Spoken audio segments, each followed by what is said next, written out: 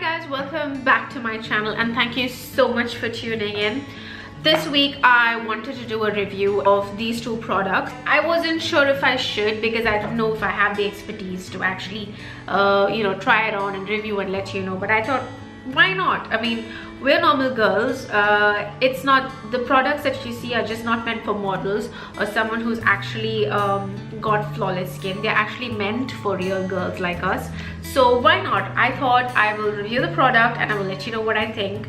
The two products are a primer, one from MAC and one from Sephora. So the Sephora one is what I actually spent money on and bought, and the MAC one is what I got free when I bought a bunch of other MAC products. So it was a good thing actually, because I'm now able to try on both and I'm able to tell which one is what I think is better. So I would like to start first with the Sephora one because this is what I spend money on. It's a tiny little bottle of 15 ml, as you can see. I'll just bring the product a bit closer. That's what it looks like. It's a little frosty bottle and it's plastic. Oh, I'm sorry. This is glass and the cap is plastic, and it's got a little pump again, and I love pump bottles because you can control the product. And I'm going to put a little blob of it on my hands. It's a bit silicone-y. It's like a gel, but at the same time, if you just rub it into your skin, it blends in really well and it becomes nice and smooth, and your skin is like velvet to touch at this point.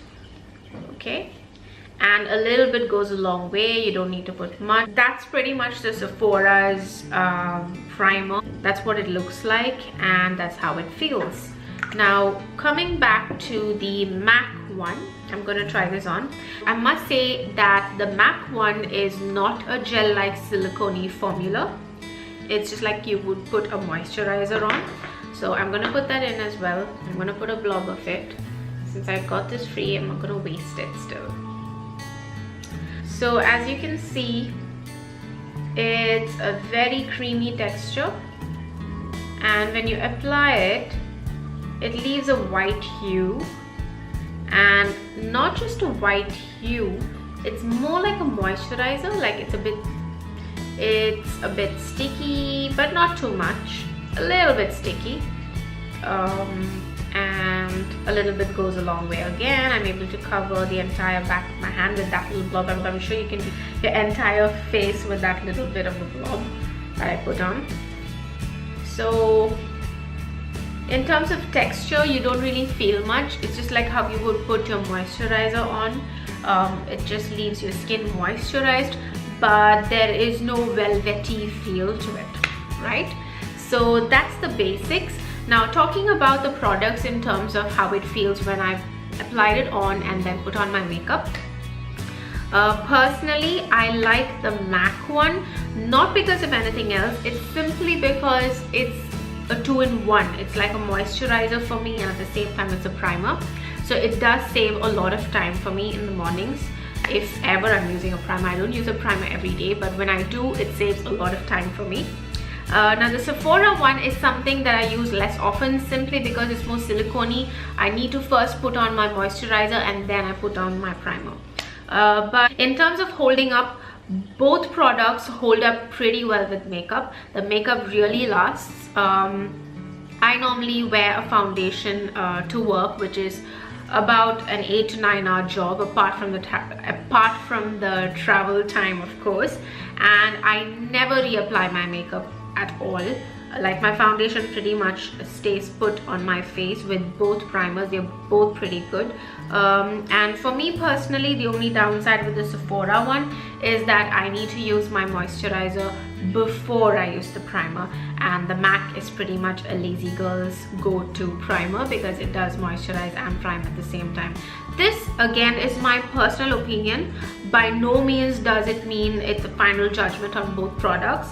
So you can try it on yourself and you could actually see what works for you, because obviously Skin textures are different, the requirements are different. Some people's skin are more acne prone, some people's skin are just fine. Talking about acne prone, obviously a gel based or silicone based primer might irritate your skin if you're acne prone, whereas the Max Prep and Prime, which is mostly like a moisturizer, creamy based primer, which might not irritate your skin as much, or maybe not at all. Both are quite good. They both hold makeup very well throughout the day and it makes it last. When it comes to textures, that's the only difference. And when it comes to my personal use, the only difference is that I prefer the MAC over the Sephora, simply because I can skip my moisturizing routine. So that's pretty much it, guys. I don't want to keep blabbering on and boring you guys.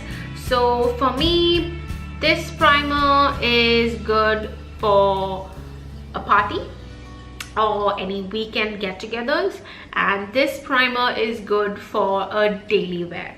So that's my review. I hope you guys would find this useful. Do let me know what you think. Don't forget to comment. Don't forget to subscribe. Bye bye.